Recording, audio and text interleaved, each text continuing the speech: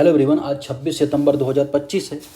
और जैसा कि हम डेली क्या करते हैं, the Hindu, Indian express, PIB, NDTV, DD news, जहाँ भी कोई ऐसी न्यूज़ आती है जो यूपीएससी के लिए इंपॉर्टेंट है, उसके एमसीक्यूज़ बनाते हैं, एमसीक्यू प्रैक्टिस करते हैं, साथ ही उसका जो स्टैटिक टॉपिक है उसे भी लिंक करते हैं। मतलब इसका मतलब ऐसा नहीं कि हम ए बी सी क्या है इसका सही आंसर वो बता के निकल जाते हैं, पूरे कॉन्सेप्ट को समझाते हैं। जैसे जो पहला टॉपिक है, तो पहला टॉपिक किसको लेके पहला एमसीक्यू है, चीन का K1 वीज़ा।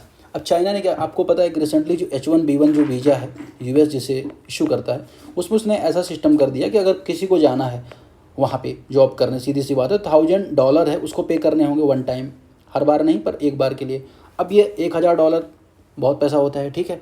तो यहाँ पे चाइना क्या करता है, चाइना उसे कंपटीशन में उतर रहा है। चाइना क्या कर रहा है कि न्यू कैटेगरी का वीज़ा इशू कर रहा है, के वीज़ा जिसे बोला जा रहा है। तो अगर एमसीक्यू बनता है के वीज़ा किसने इशू किया है रिसेंटली, तो चाइना ने इशू किया है। के वीज़ा का पर्पज़ क्या है कि अट्रैक्ट करना foreign science and technology talents को। तो जो भी विदेशी जो साइंस एंड टेक्नोलॉजी के जो टैलेंट्स हैं उनको अट्रैक्ट करना, अपने देश में बुलाना, उनको अच्छी जॉब देना, जिससे जो विकास हो उनका हो सके, ठीक है। और दूसरा कि चाइना की जो जीडीपी उसमें भी वो योगदान दे सकें। अब एमसीक्यू क्या बन रहा है यहाँ पर कि China K1 visa is new visa category that comes into effect on October 2025 targeting foreign stem graduates and professionals. तो जो फॉरेन ग्रेजुएट्स हैं उनको यहाँ पे टारगेट कर रहा है, ठीक है। तो ये यहाँ पे पहला ऑप्शन। दूसरा, it require censorship from Chinese employ और इंस्टीट्यूशन टू अप्लाई। यह आवेदन किसी चीनी नियोक्ता संस्थान की प्रयोजन की आवश्यकता करता है। मतलब क्या, इसमें ये बोला जा रहा है, दूसरा ऑप्शन ये कह रहा है कि इसमें रिक्वायर स्पॉन्सरशिप किसी चाइनीज़ एम्प्लॉय या इंस्टीट्यूशन की अप्लाई करने के लिए। तो ऐसा नहीं है, किसी भी इंस्टीट्यूशन की जो कहते हैं ना कि स्पॉन्सरशिप अप्लाई नहीं है, डायरेक्टली कोई भी अप्लाई इसमें कर सकता है। और अक्टूबर 1 से इफेक्ट में आ रहा है। इसका पर्पज़ जैसा कि मैंने आप बताया कि स्टेम जो एरियाज़ हैं, साइंस, टेक्नोलॉजी, इंजीनियरिंग और मैथमेटिक्स, इस क्षेत्र में लोगों को आकर्षित करना। और जो भी कौन व्यक्ति जा सकता है इसमें, तो ऐसे व्यक्ति एलिजिबल हैं जो किसी न किसी अच्छी यूनिवर्सिटी से, जिन्होंने कॉलेज कर रखा है, उनकी बैचलर्स डिग्री है, हर प्रोफेशनल्स हैं, वो कहीं इंगेज हैं तो वो वहाँ पे जा सकते हैं, ठीक है। इसमें फ्लेक्सिबिलिटी रहेगी, फ्रिक्वेंसी बढ़ा सकते हैं। इसकी मतलब जो अप्लाई करने का क्राइटेरिया है ना, उसे भी ढीला कर दिया है चाइना ने, ठीक है।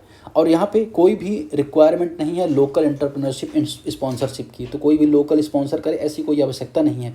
दूसरा ऑप्शन एलिमिनेट हो जाएगा। सही आंसर क्या हो जाएगा, ओनली 1। इंडियन एक्सप्रेस में आर्टिकल था, तो ये इसे हमने एमसीक्यू के फॉर्मेट में देख लिया।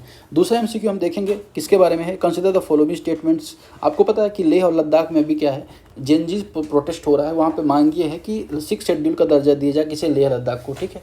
अब यहाँ पे मामला ये था। और सोनम वांगचुक है, उनका जो एक ऑर्गेनाइजेशन है बेसिकली वो कर रहा है। और अभी वहाँ पे 3-4 लोग मारे भी गए हैं, अभी कुछ ऐसी न्यूज़ आई है। एमसीक्यू का बन रहा है कि 6 schedule of the Indian constitution currently provide for autonomous council in Assam, Meghalaya, Tripura, Mizoram.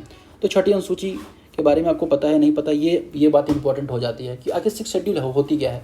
तो 6 शेड्यूल का मतलब क्या है कि जो ट्राइबल एरियाज़ होते हैं उनमें कोई ऑटोनॉमस राइट्स उनको देना, चाहे वो लोकल जो कानून होता है उसके संबंध में, छोटे मोटे टैक्स कलेक्शन के संबंध में, जिनकी आइडेंटिटी और वर्नरेबिलिटी को कैटर किया जा सके, डिस्टिंक्ट किया जा सके। तो ये यहाँ पे पर्पज होता है 6 शेड्यूल का। अब जो 6 शेड्यूल है किसकी सिफारिश में आया था, तो बारदोली कमेटी जो थी, बारदोली कमेटी ने यहाँ पे सिफारिश की थी कि भाई 6 शेड्यूल जैसी चीज़ होनी चाहिए। और फिर 4 राज्यों को, असम, मेघालय, त्रिपुरा, मिजोरम को एएमटीएम को 6 शेड्यूल का दर्जा यहाँ पे दिया गया, ठीक। अब ये जो दर्जा कब आया, कॉन्स्टिट्यूशन तो 1950 के आसपास ये दर्जा दिया गया। और आर्टिकल 244 सब क्लॉज 2 में प्रोविजन किया गया, 275 सब क्लॉज 1 में प्रोविजन किया गया, ठीक। अब अगर आप बात करो, एक 5th शेड्यूल भी है। तो 5th शेड्यूल की कंपेयर में अगर 6th शेड्यूल में ज़्यादा राइट्स होते हैं, ज़्यादा ऑटोनॉमी होती है स्टेट्स को, ज़्यादा लेजिस्लेटिव, जुडिशियल और फाइनेंशियल पावर्स होती हैं किसी भी स्टेट की। ये चीज़ आपको यहाँ पर याद रखनी है, ठीक। अब अगर आप देखोगे तो 244(2) में इसके बारे में प्रोविजन है, ये मैंने आपको बता दिया। इसमें ऑटोनॉमस डिस्ट्रिक्ट काउंसिल का प्रावधान है। मतलब एक ऑटोनॉमस डिस्ट्रिक्ट काउंसिल बनेगी जो ट्राइबल एरिया के संबंध में होगी, जो डिसीजन लेगी खासतौर पे, और साथ ही गवर्नर के साथ कोऑर्डिनेट करेगी। अब यहाँ पे जो 6 शेड्यूल के स्टेट्स होते हैं ना, वहाँ पे गवर्नर की पावर बहुत ज़्यादा होती है, ठीक है ना। गवर्नर क्या कर सकता है, किसी डिस्ट्रिक्ट की बाउंड्री को अल्टर कर सकता है, रीनेम कर सकता है किसी ऑटोनॉमस एरिया को, ठीक है। अब अगर आप देखोगे जैसे बोडोलैंड है तो आपने सुना होगा ऑटोनॉमस डिस्ट्रिक्ट काउंसिल है, तो उसी तरह से बहुत सारे एडीसीज हैं वहाँ पे। अब अगर आप देखोगे तो जितने भी एडीसी है, ऑटोनॉमस डिस्ट्रिक्ट काउंसिल्स होते हैं, वहाँ पे अगर आप देखोगे 30 के आसपास अप टू 30 मेंबर वहाँ पे होते हैं, जिनमें से 4 को नॉमिनेट करता है कौन, गवर्नर। तो 4 को गवर्नर नॉमिनेट करता है, ये इंपॉर्टेंट हो जाता है, ठीक है। ये चीज़ आपको यहाँ पे याद रखें, जो एडल्ट सफरेज बेस पर होता है। अब ये जो ऑटोनॉमस डिस्ट्रिक्ट काउंसिल होती है, उसके पास पावर होती है कानून बनाने की, लॉ मेकिंग पावर होती है, चाहे लैंड्स के संबंध में हो, ठीक है ना, फॉरेस्ट के संबंध में हो। हालांकि जो रिजर्व फॉरेस्ट है, नेशनल पार्क, उसमें नहीं बनाए कानून, लेकिन जो एक्सेप्ट रिजर्व जो फॉरेस्ट है उनके लाभ वो कानून बना सकते हैं। इसके अलावा शादी है, संपत्ति है, मनी लेंडिंग, ये सब पर वो कानून बना सकते हैं, ठीक है। और ऐसे जो भी कानून बनाएंगे उसमें जो गवर्नर है उसकी अनुमति आवश्यक होगी। ये चीज़ आपको यहाँ पे याद रखनी है, ठीक। अब जैसे अगर आप देख, काउंसिल क्या कर सकती है, village and district council courts भी स्टैब्लिश कर सकती है। तो जो पावर होती है, रेवेन्यू पावर भी होती है, कुछ टैक्स लगाने की, कलेक्ट करने की, रेगुलेट करने की, तो बहुत सारी पावर मिलती है। इंडियन एक्सप्रेस में आर्टिकल था, इसे हमने यहाँ पर देखा। अब इसमें ऑप्शंस मैंने आपको बताया, पहला तो ऑप्शन सही है। दूसरा, it empower these councils to create local news regarding land, forest, inheritance and social customs subject to the governor assent। तो यहाँ पे परिषद को भूमि, वन, उत्तराधिकार, रीति रिवाज कानून में अनुमति देती है, बशर्ते राज्यपाल की स्वीकृति हो। अब ये बात आपको यहाँ पे बतानी है। तो दोनों ही बात यहाँ पे सही है। मैंने आपको बताया कि इसमें राज्यपाल की अनुमति है, हालांकि एडीसी के पास पावर है, तो ये इस संबंध में कानून बना सकती है। आगे बढ़ते हैं, अगले एमसीक्यू की तरफ देखते हैं। अगला एमसीक्यू किसके संबंध में है? अगला एमसीक्यू बता रहे हैं यहाँ पे कैपेसिटी बिल्डिंग के संबंध में। क्या है capacity building and human resource development scheme? ये कोई मानव विकास की स्कीम है ना। इंप्लीमेंट की जाती है CSI को द्वारा, council of scientific industrial research के द्वारा। कवर करती है all national level research institution को इंडिया में। तो भारत में जितने भी राष्ट्रीय स्तर में अनुसंधान संस्थान हैं उनको कवर करती है CSIR, ठीक। दूसरा, a key component include promotion of science scientific excellence through award fellowship such as Bhatnagar award. तो इसमें क्या किया जाता है, पुरस्कार वगैरह भी सम्मिलित होते हैं, फेलोशिप भी सम्मिलित होती है, तो बहुत सारी चीज़ें इसमें सम्मिलित होती हैं। यहाँ पे ये पर्पज है। अब न्यूज़ क्या था आपको पता होना चाहिए। रिसेंटली क्या हुआ कि यूनियन कैबिनेट ने अप्रूव किया है डिपार्टमेंट ऑफ जो साइंस इंडस्ट्रियल रिसर्च है, जो DSIR CSIR को, एक scheme capacity building human resource scheme. अब इसका जो टाइम पीरियड है ना, तो जो 15 फाइनेंस कमीशन का टाइम पीरियड है 21-22 से लेकर 2025-26 तक, वही इसका भी टाइम पीरियड है। अब अगर आप देखो कि जो capacity building human resource development scheme है, ये इंप्लीमेंट किए जाएगी किसके द्वारा? CSIR के द्वारा इंप्लीमेंट की जाएगी। इसमें ये सभी रिसर्च एंड डेवलपमेंट इंस्टीट्यूशन को कवर करेगी, जितनी लेबोरेटरीज़ हैं, चाहे जितने नेशनल इंपॉर्टेंस इंस्टीट्यूशन हैं, यूनिवर्सिटीज़ हैं क्रॉस पूरे इंडिया में, सभी को कवर करेगी। तो बहुत बड़ा एक वाइड प्लेटफॉर्म है। पर्पज ये है कि STEWM को प्रमोट करना है। STEWM मतलब क्या? साइंस, टेक्नोलॉजी, इंजीनियरिंग, मैथमेटिक्स और मेडिकल, इन सबको कवर करना यहाँ पे पर्पज है। अब इसके सब कैटेगरीज भी हैं, जैसे डॉक्टर एंड पोस्ट डॉक्टर के अलग इसमें अगर फेलोशिप का प्रावधान है, ठीक है ना। इसके लिए प्रमोशन करना, अवार्ड्स देना, ठीक है। तो ये सारा इसमें प्रावधान है। इसका पर्पज ये भी कि SDG को इंश्योर किया जाए खासतौर पे। तो ये यहाँ पे सारे स्कीम के बारे में हमने यहाँ पे देखा। सही आंसर क्या हो जाएगा? बोथ 1 और 2 इसके करेक्ट आंसर हो जाएंगे। अगले क्वेश्चन की तरफ देखेंगे। अगला MCQ, consider the following statements, निम्नलिखित कथनों के बारे में विचार करना है। Apteryxtus Kanyakumari is newly discover फिनलेस snake ill species from the कोलेकल coast of Tamil Nadu. तो यह तमिलनाडु में कोलाकल तट में खोजी गई बिना पंख वाली सांप की इल की नई प्रजाति है, ठीक है। एक तो ये हो गया।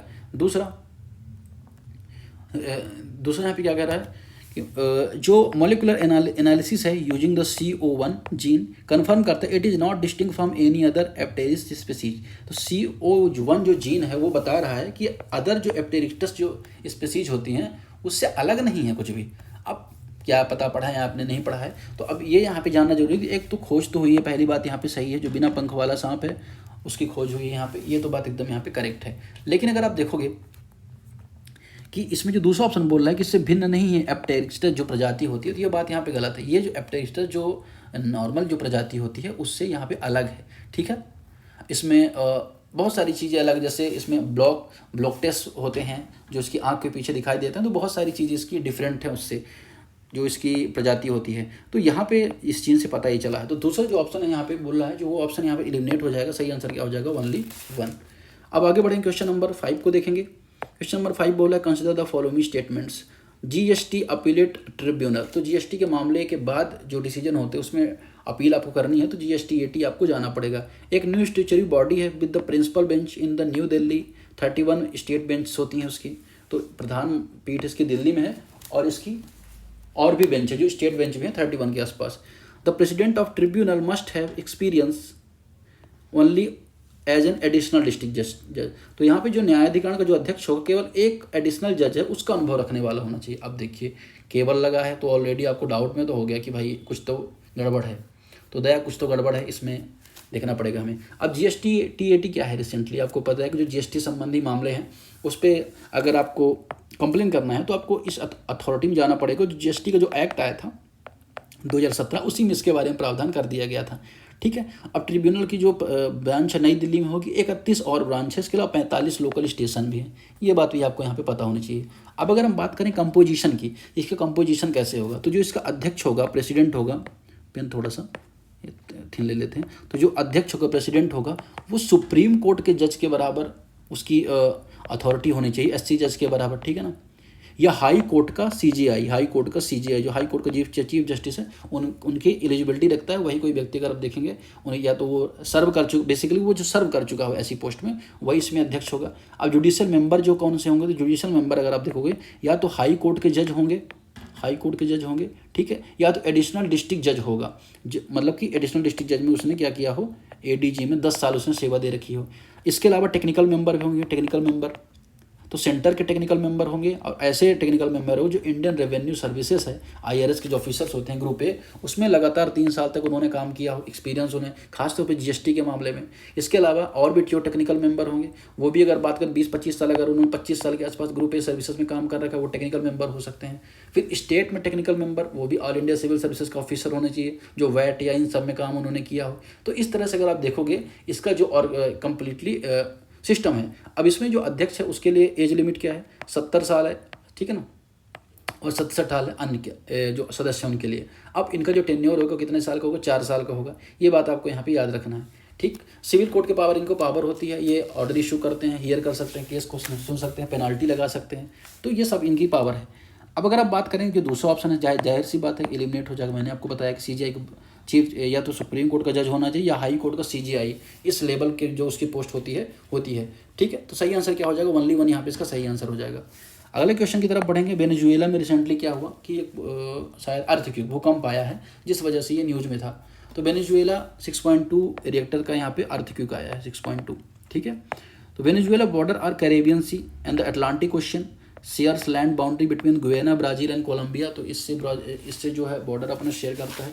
अगर आपने इसकी लोकेशन देख रखी हो, नहीं देख रहे तो मैं बता देता हूँ। ये साउथ अमेरिका हो गया, ठीक है ना, ये यहाँ पे है वेनेजुएला, ठीक। तो यहाँ पे आपको मिल जाएगा कौन सा, ब्राज़ील मिल जाएगा, यहाँ पे आपको मिल जाएगा कोलंबिया मिल जाएगा, यहाँ पे गुयाना मिल जाएगा, यहाँ पे ब्राज़ील आपको मिल जाएगा, और ये क्या है, वेनेजुएला है, ठीक। यहाँ पे तो ये पहला ऑप्शन आसानी से आपका सही हो जाता है, जिसकी कैपिटल कौन सी है, कराकस। वेनेजुएला कैपिटल क्या है, कराकस, ठीक है। दूसरा angel fall, the world highest waterfall is the located in Guyana highlands of Venezuela. तो जो एंजल वाटरफॉल है, दुनिया का सबसे बड़ा वाटरफॉल है, जो गुयाना हाईलैंड में लोकेटेड है। दोनों ही स्टेटमेंट यहाँ पे एकदम करेक्ट हो जाएंगे। सही आंसर क्या हो जाएगा, बोथ वन।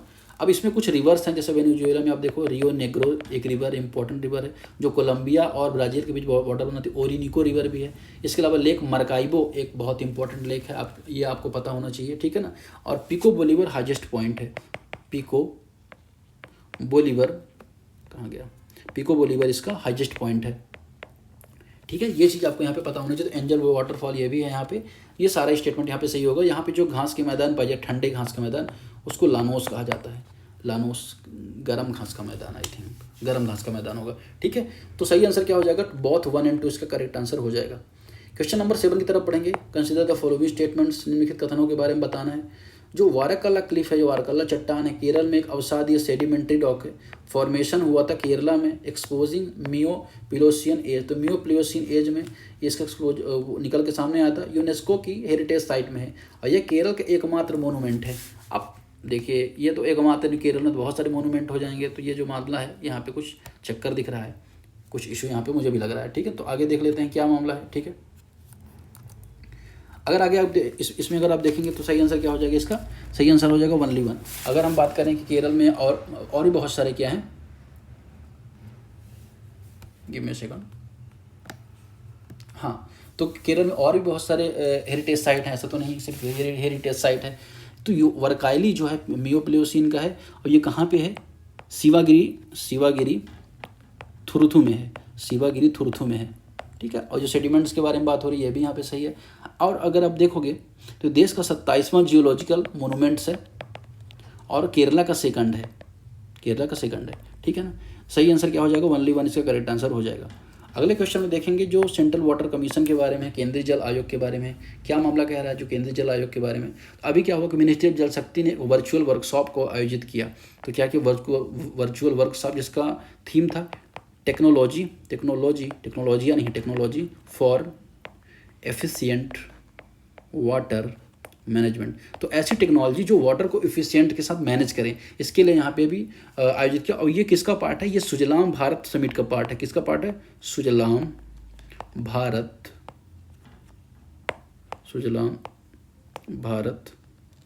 समिट का पार्ट है। अब सुजलाम भारत समिट है क्या, तो ये एक नेशनल वाइज इनिशिएटिव है मिनिस्ट्री ऑफ जल शक्ति का, जिसमें नीति आयोग कोऑर्डिनेट कर रहा है। फोकस है जिसका वाटर मैनेजमेंट में, सैनिटेशन में और सस्टेनेबल प्रैक्टिस करना है, ऐसी सभी चीज़ों की। ठीक है, यहाँ पे मोदी जी के एक मिशन है, उसको यहाँ पे फोकस करने का प्रयास है। अब इसने क्या किया, ये एक वर्चुअल समिट किया। दूसरा CWC के बारे में देखेंगे तो CWC क्या है, सेंट्रल जो वाटर कमीशन है, इसका जो हेडक्वार्टर का है न्यू दिल्ली में। इसका प्राइमरी फोकस क्या है कि इसका प्राइमरी फोकस है फ्लड कंट्रोल करना, इरिगेशन, ड्रिंकिंग वाटर, है ना, हाइड्रो पावर, इन सबको मैनेज करना इसका पर्पज है। इसके स्ट्रक्चर अगर आप देखोगे CWC के जो चेयरमैन होता है वो क्या होता है, गवर्नमेंट ऑफ इंडिया का सेक्रेटरी लेवल का ऑफिसर होना चाहिए, एक्स ऑफिसियो सेक्रेटरी होना चाहिए। इसके 3 विंग है CWC के, सेंट्रल जो वाटर कमीशन है 3 विंग है। पहला जो विंग है वो डिजाइन एंड रिसर्च को लेके है, तो ऐसे प्रोजेक्ट्स को डिजाइन करना, उस पर रिसर्च करना जिससे वाटर को सस्टेनेबल बनाया जा सके। साथ ही रिवर मैनेजमेंट करने के लिए दूसरा विंग है। तीसरा विंग है वाटर प्लानिंग एंड प्रोजेक्ट। तो 3 विंग है, कौन सा, planning, design and research, river management और तीसरा वाटर प्लानिंग एंड प्रोजेक्ट्स। तो ये इसका काम है। अब अगर आप देखोगे तो इसका जो नेशनल वाटर एकेडमी भी है खोली गई है। नेशनल वाटर एकेडमी ये कहाँ खोली गई है, पुणे में खोली गई है, जहाँ पे इंजीनियर्स को ट्रेन किया जाएगा सेंट्रल और स्टेट एजेंसी के द्वारा। स्टेटमेंट देखते हैं तो पहले स्टेटमेंट है CWC is apex technical organisation for water resource management in India functioning under the ministry of Jal Shakti. दूसरा, it has dedicated national water academy in Kolkata. दूसरा ऑप्शन तो गलत हो जाएगा क्योंकि ये तो पुणे में हमने अभी पढ़ा। ठीक है, दूसरा गलत हो जाएगा, सही आंसर क्या हो जाएगा, ओनली 1 यहाँ पे करेक्ट आंसर हो जाएगा। क्वेश्चन नंबर 9 को देखेंगे। कंसीडर द फॉलोइंग स्टेटमेंट्स, निम्नलिखित कथनों के बारे में आपको बताना है। Perovskite solar cell use metal halide perovskite as light observing layer have achieve over 25% lab efficiency are cheaper to manufacture than silicon. तो सिलिकॉन की कंपेयर में इसको बनाना सस्ता है और इसमें क्या किया जाता है, धातु हैलाइड जो पेरिवोस्काइट है इसका उपयोग किया जाता है और भी मतलब कि कहते हैं इफिशियंट है, मोस्ट इफिशियंट है किसके, सोलर टेक्नोलॉजी को लेके। दूसरा, their wide spread commercial used hampered by material instability and use of toxic lead. इसका व्यापक उपयोग में समस्या है, इनस्टेबल है। दूसरा इसमें क्या है कि शीशे का प्रयोग होता है जो मतलब कि टॉक्सिक टाइप का है। अब अगर आप देखोगे इसका सही आंसर क्या हो जाएगा, सही आंसर क्या हो जाएगा C। दोनों ही बात यहाँ पे सही है। ये तो बात ये एकदम करेक्ट है कि इसमें क्या इफिशियंट ज़्यादा है, जिसके बारे में हमने यहाँ पे देख लिया। ठीक है, इसको जो पेरिवोस्काइट मटेरियल है इसको अलग नाम भी से भी जाना जाता है, इसको कहा जाता है CaTiO3, कैल्शियम टाइटेनियम ऑक्साइड भी इसको बोला जाता है। इसका फॉर्मूला है AbX3, जहाँ पे A और B कैरोन्स को इंडिकेट करता है और X जो है एनियॉन्स को वो करता है। अब इतना उसमें टेक्नोलॉजी में नहीं जाएंगे हम, लेकिन आपको सही आंसर क्या हो जाएगा, बोथ 1 और 2 यहाँ पे करेक्ट आंसर हो जाएगा। नेक्स्ट क्वेश्चन है, consider the following statement. The CBFC statutory body task solely with film censorship not certification. CBFC वैधानिक निकाय जिसका कार्य केवल फिल्म सेंसर करना है, ना कि प्रमाणित करना है।